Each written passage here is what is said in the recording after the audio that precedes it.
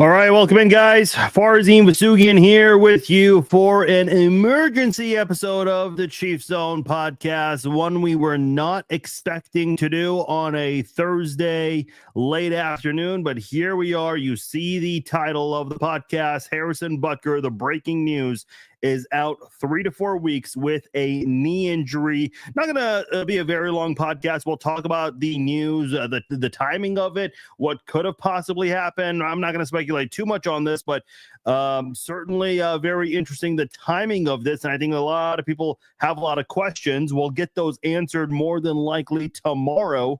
But very unfortunate timing ahead of a really huge game where massive implications with the number one seed and all that's going on there. And on top of that, this is also a game in which, I think you can argue the team that makes the fewest mistakes will win, and every score is really going to matter. And in this case here, you're not going to have Harrison Butker, who I've said for quite some time is the best kicker in the NFL. And you have a lot of great kickers doing a lot of great things. Butker, I mean, this is a big deal. This is a guy who's made massive kicks for the Chiefs in postseason games. In the AFC Championship game against the Bengals, that long game-winning field goal to win the game. A couple of weeks later in the Super Bowl to win it, chip shot field goal. A year later in the Super Bowl, a chip shot to send the game into overtime. I mean, he's made some crucial kicks.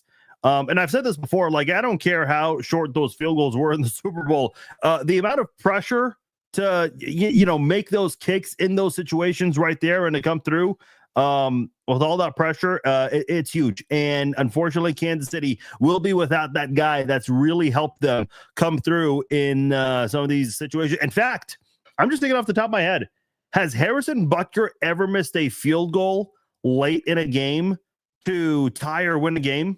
I don't think he has. I don't think he's missed a single one in any of those situations right there late in the fourth quarter. I don't think Butker's missed a single potential game-tying or winning field goal for the Chiefs. His very first game as a member of the Chiefs, his NFL debut, essentially coming off Carolina's practice squad, he made the game-winning field goal against Washington. And since then, he has been perfect in these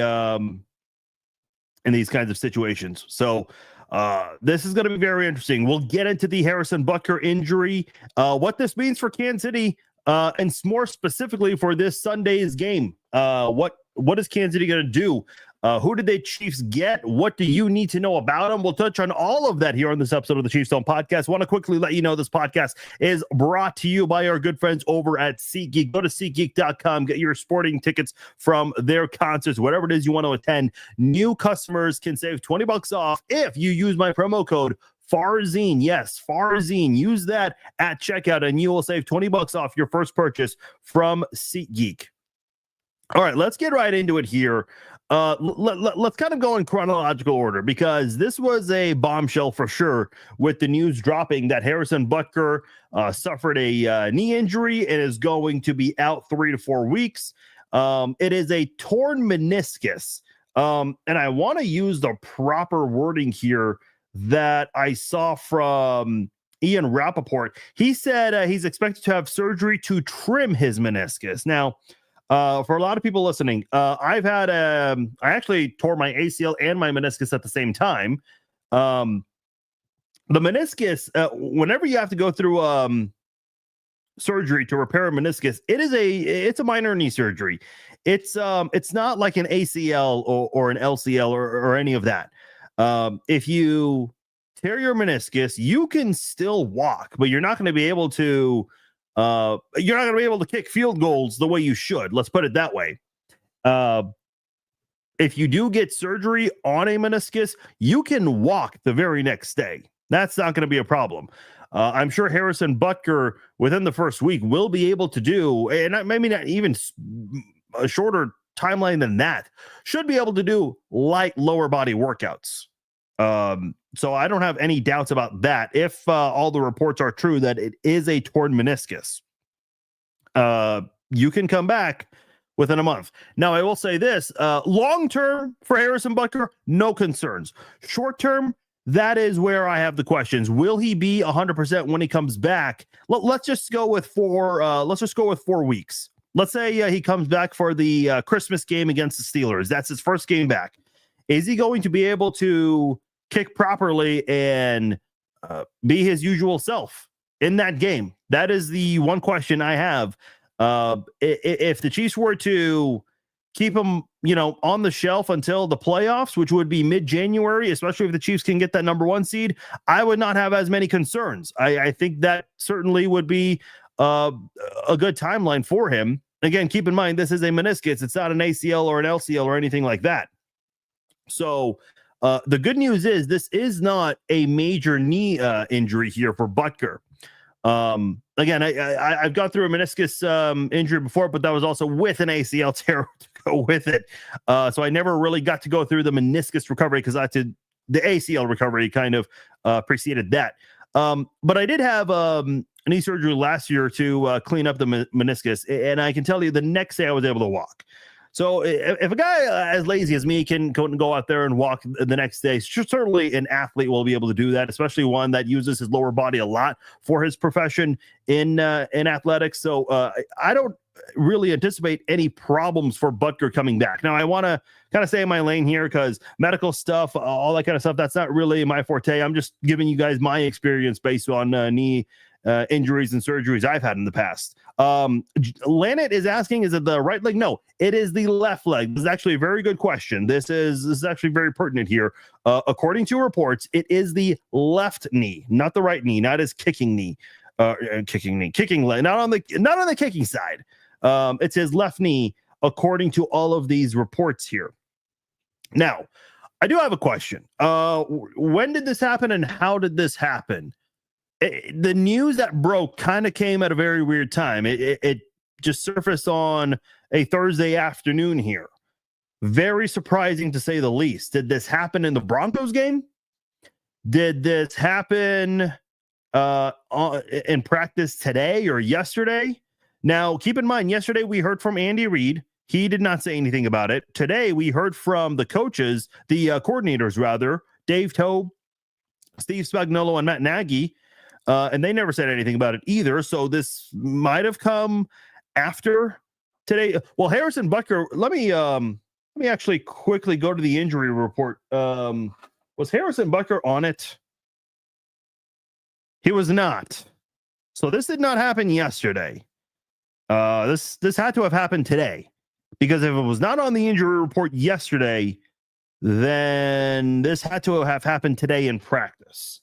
That is my hunch. So we'll see. We'll see what's going to happen there on that front, because this is going to be interesting. Yeah, people are talking about the plant leg and how that could impact. Yeah, I can certainly see that. Deb says, I saw they signed Spencer Schrader off the Jets practice squad. Yes, I'll get into Spencer Schrader shortly. Thought they used Justin Reed. No, I mean, Justin Reed's got to focus on his thing on defense. Maybe Justin Reed on kickoffs. I could maybe see that. I don't know. We'll see. Justin Reed did actually tweet moments ago and said that he appreciates all the confidence from fans, but the team is going to let Spencer Schrader do all of that. So we'll see. We'll see. Yeah, Sean, I see your question about Spencer Schrader. I'll get into all of that shortly. I just kind of wonder what happened in practice today that led to that. I mean, certainly it had to have been a non-contact injury or something when he was going through the motion of practicing kicking field goals. So we'll see. We'll see what Andy Reid shares tomorrow. Andy Reid does do his press conference, and again, I know a lot of people are going to be waiting patiently for that answer. That probably won't come until approximately 1 o'clock Central Time tomorrow. So unless an insider gets those details, we're not going to know anything about it until later on. Now, then we shortly learned afterwards that the Chiefs are getting Spencer Schrader. He was previously with the New York Jets on their practice squad. In fact, he played for the New York Jets this past Sunday against the Arizona Cardinals. Spoiler alert, he did not kick any PATs because the Jets offense sucked against the Cardinals.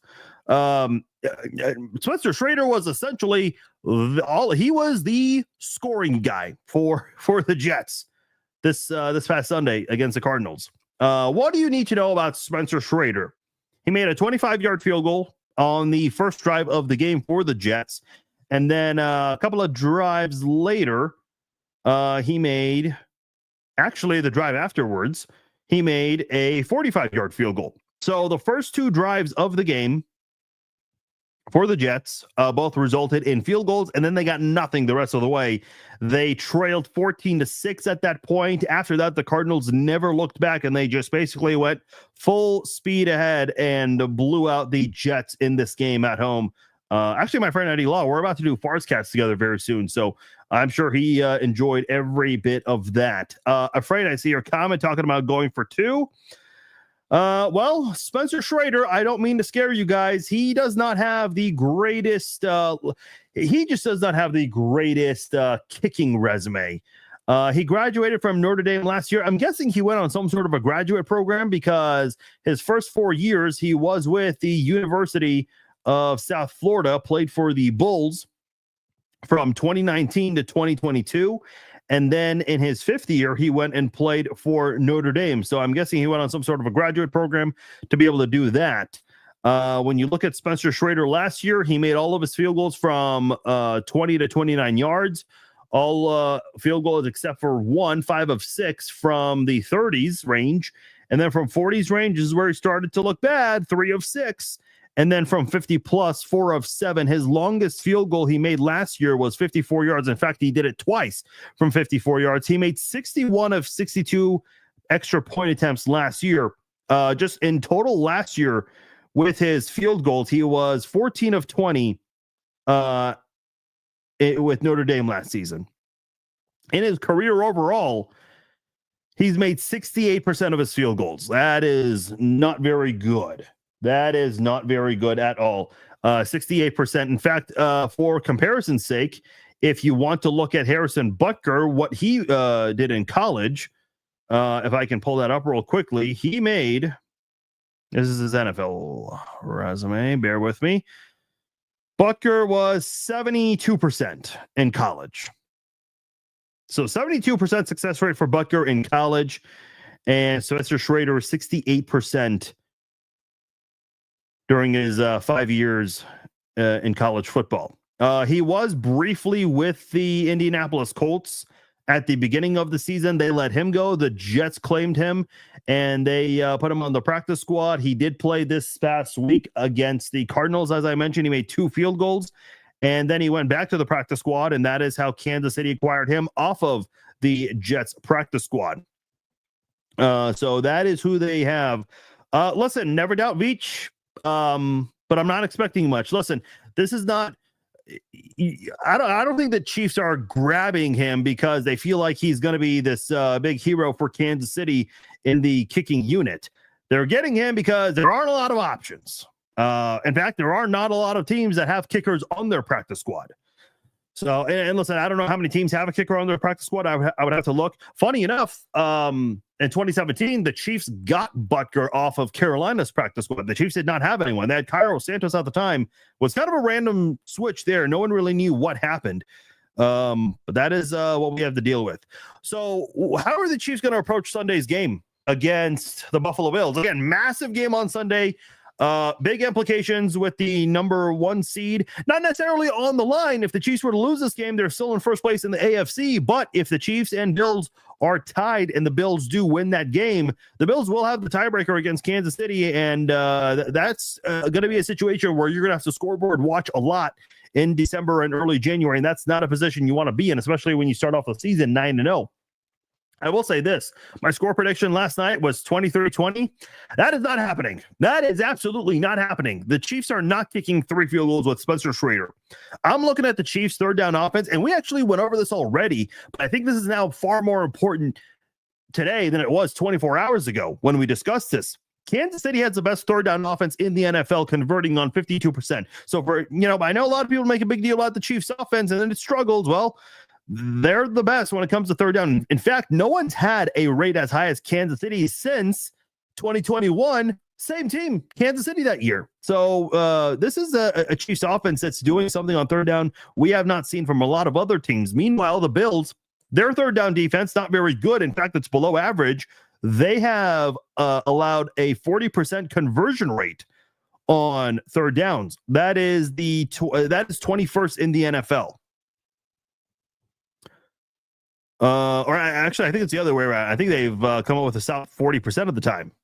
Let me double check on that stat real quickly, just to be sure on that. But anyway, they're 21st when it comes to third down defense. This is where it also gets interesting, also, because what about fourth down? What do the Chiefs do? Well, the Chiefs do have the third best fourth down offense.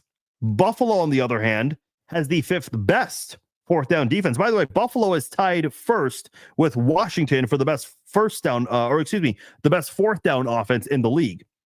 So that's one of those situations right there where if you're Kansas City, okay, by the way, I'm looking at the Bills right now. Yeah, they're allowing a conversion, I guess 40% of the time. That's how that works, I think. Yeah, they allow a conversion 40% of the time. That is how I'm reading this. That is on teamrankings.com. This is Ryan Suckup. I think Ryan Suckup's busy. I think third and fourth downs do become far more important in this game. Because again, my score prediction was 23-20. Not happening. I'll say 24-20 actually now. I'll go 1 point up for Kansas City. Because I do think the Chiefs are going to be far more aggressive on third and fourth down situations. With how successful they've been, I think that is what you're going to have to rely on. And who specifically are you going to rely on? I think Kansas City is going to go to Kareem Hunt. I mean, Kareem Hunt, he has been a workhorse for Kansas City. He has had at least 20 touches in each of the last 5 games. He's played 6 games for Kansas City. Now, by the way, worth noting, Kansas City's only gone for it on fourth down 9 times. That's not much, but they've converted 8 of those 9 times. So that is certainly going to be interesting to see what the Chiefs do. As far as third downs go, they're in the top 10. They've attempted 125 third downs. And again, they've converted 52% of the time. That's 65 conversions on the season. That is the most in the NFL. Tampa Bay has the second most with 62. Again, I'm not going by percentage, but it does kind of, they are pretty close in those categories. Cincinnati has 61, Washington 55, and Houston 54, just to give you an idea what the top 5 looks like. The Bills are, where are the Bills? They're not very good. They've converted 46 of 116 third downs. And again, that's 40% on the season. But that's their third down offense, which is not a big talking point. I think there's going to be a situation in this week's game where the Chiefs are going to rely a lot on their third and fourth down run offense. That is what they're going to need help from the most in this game. I think that's what Kansas City is going to need to do. Samaje Perine's been getting involved far more for the Chiefs the past couple of weeks. So I think Samaje Perine might be someone who gets involved more for Kansas City on Sunday against the Bills. Carson Steele, I know there were some concerns during the first half with those fumbles. Had one against Cincinnati and then had one against the Chargers, I believe, a week later. He had one against the Saints, but I put that more on Travis Kelce for missing that block there because he was trying to pitch it to, or not pitch it rather, but toss it back to Worthy on that trick play that the Chiefs run a billion times, which I don't know why they keep doing that, especially when teams study the tape. I put that more on Travis Kelce for missing the block. I just think at the end of the day, I think the Chiefs are going to go for it on fourth down more than you might expect. Taking the points, I know that's Andy Reid's MO, but last week, what did the Chiefs do? They went for it on fourth down, and they got the ball to Travis Kelce on a fairly easy play there. The Broncos defense hardly challenged the Chiefs on that fourth down play, and that was Kansas City's only touchdown of the game. Had they not gotten that, they don't win that football game. They would have to be far more better than what they showed in the second half last week. So Kansas City, massive change there, going from Butker to Schrader. I don't anticipate the Chiefs to use Schrader a whole lot when it comes to field goals. I think they'll let him kick the PATs, but they're going to have to go for it a lot more on fourth down than they probably anticipated. Third down does become far more important in this game, and the Chiefs have been very good on that, the best in the NFL. So I'm going to change my score prediction. I'm going to go 24-20 Kansas City. with Harrison Butker sitting out for this one and will be out for at least 4 games as he is expected to be placed on injured reserve. Not official yet, the injured reserve placement. Well, let's see what the Chiefs do. Maybe they keep him on the main roster, maybe not. I mean, considering they signed Trader, I think you would have to put Butker on the practice squad, but we'll see. That should be official by Saturday. We will see all of that within the next 48 hours before the Chiefs get on the plane to head over to Buffalo. Hey, real quickly, we're doing 2 podcasts today. We're doing the Chief Zone, and then right after this, we're doing Farscast. For those of you who are watching on YouTube, Farscast will only be on my Facebook page. My friend Eddie Law, he's going to be joining me in a couple of minutes. We're going to talk some boxing. Jake Paul versus Mike Tyson. Everyone's looking forward to that tomorrow. And the UFC, they've got a massive pay-per-view this Saturday. John Bones Jones is back against Stipe Miocic. That is a fight that people have been waiting for a very long time. So going to be talking combat sports with my friend Eddie Law. So what I'm going to do is I'm going to shut down this podcast, give us like 2 or 3 minutes, come right back to my Facebook page. For those of you who don't know, it's facebook.com/Farzin Vasugian. That is my Facebook page. Go on there and we will touch on some combat sports with Eddie Law in just a few minutes. I'm Farzin Vasugian. Thanks for listening to the Chiefs Zone podcast. I'm out. Talk to you guys in 2 minutes.